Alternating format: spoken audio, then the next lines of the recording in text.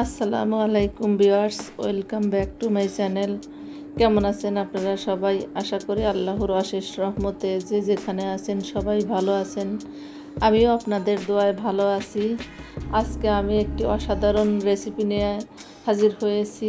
আশা করি আজকের রেসিপিটি আপনাদের কাছে ভালো লাগবে। ভালো লাগলে লাইক দিবেন, শেয়ার করবেন, সাবস্ক্রাইব করে আমার পাশে থাকবেন। আজকে আমি আপনাদের কাটা মশলায় গরুর মাংস রান্না করে দেখাবো। এই রেসিপিটি খুবই সহজে বানানো যায়, খেতে দারুণ। এখন আমি মূল প্রসেসে চলে যাচ্ছি। এখানে আমি 1.5 কেজি গরুর গোশত নিয়েছি, হাড় চর্বি সহ। এখন আমি এর মধ্যে একে একে সব মশলা দিয়ে দিব। আমি আজকে সব কাটা মশলা দিব, কোনো বাটা মশলা ব্যবহার করব না। দিয়ে দিচ্ছি পেঁয়াজ কুচি। আমি প্রায় 1.5 কাপের মতো পেঁয়াজ কুচি দিয়ে দিলাম।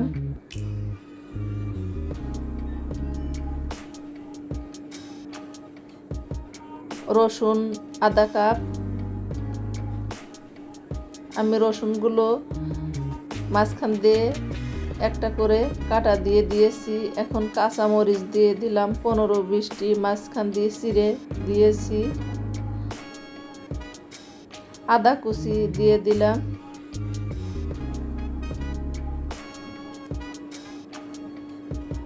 তেজপাতা 2টি,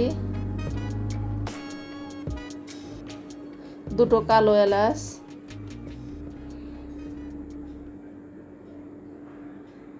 3 টুকরা দারচিনি,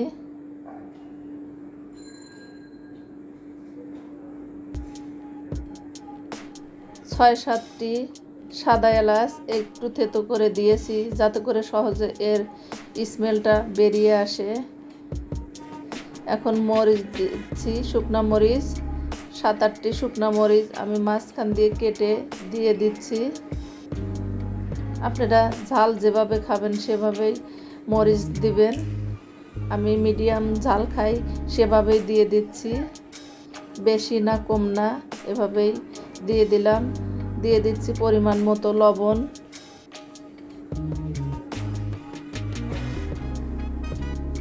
গোলমরিচ, লং এগুলো মিলে প্রায় 1 টেবিল চামচের মতো।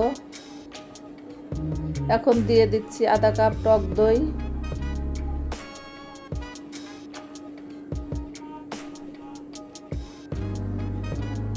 ভিনেগার দিব 2 টেবিল চামচ।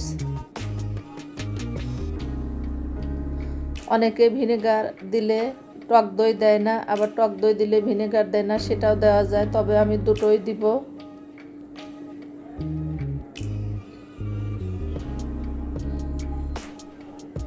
দিয়ে দিচ্ছি 1 চা চামচ গোটা জিরা।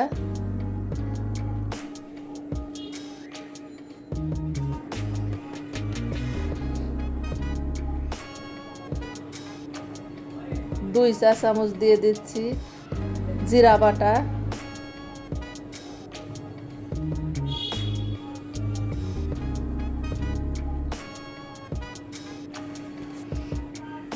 এখন দিয়ে দিচ্ছি তেল। তেল দিব প্রায় 1 কাপের মতো। এই রান্নাটা তেল একটু বেশি লাগে, মাংসটা তেলের উপরে থাকবে, এর জন্য তেল একটু বেশি দিতে হবে। এখন আমি সবগুলো ভালোভাবে মেখে নিব।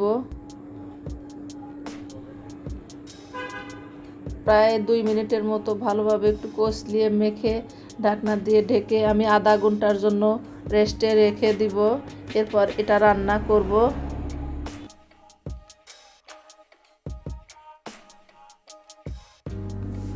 আধা ঘন্টা পর ফিরে এসেছি। মাংস থেকে দেখুন অনেকটা পানি আগেই ছেড়ে দিয়েছে, লবণ দিয়েছিলাম এর কারণে। এখন চুলায় দিয়ে দিয়েছি।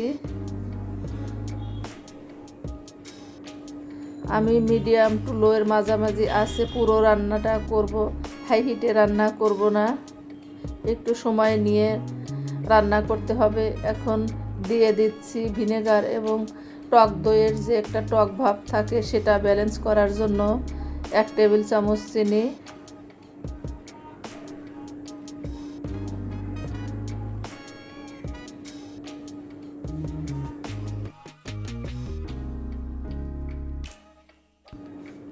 অলরেডি 1 ঘন্টা পার হয়ে গিয়েছে, মাংসের পানি অনেকটা শুকিয়ে গিয়েছে, মাংস সিদ্ধ হয়ে গিয়েছে। আমি এক্সট্রা কোনো পানি দেইনি, শুধু মাংস মাখানোর পর হাতটা ধুয়ে অল্প একটু পানি দিয়েছিলাম আধা কাপের মতো, সেটাতেই সিদ্ধ হয়ে গিয়েছে।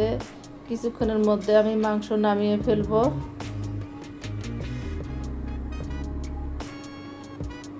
দেখুন এই তো হয়ে গিয়েছে আমার কাটা মশলায় গরুর মাংস। এই ডিশটি আপনারা পোলাও, সাদা ভাত, রুটি, পরোটা, খিচুড়ি এর সাথে খেতে পারেন। এটি খেতে খুবই সুস্বাদু।